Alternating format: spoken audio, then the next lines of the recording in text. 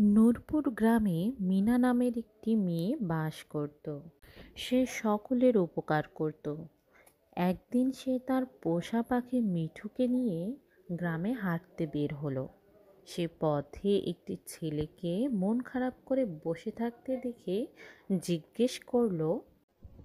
কি হয়েছে? ছেলেটি বলল, আমি রাজু।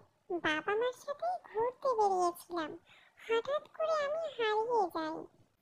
মিনা কি করবে কিছু বুঝতে না পেরে বলল, আমি এই গ্রামেই থাকি, তুমি আমার সাথে এসো, আমরা দুজন মিলে তোমার বাবা মাকে খুঁজব। সে রাজুকে বাড়ি এনে জল খেতে দিল।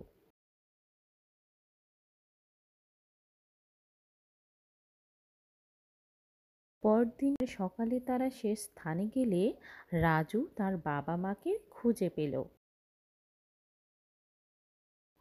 রাজুর বাবা মা ছেলেকে খুঁজে পেয়ে খুশি হলো আর তারা মিনাকে ধন্যবাদ জানালো।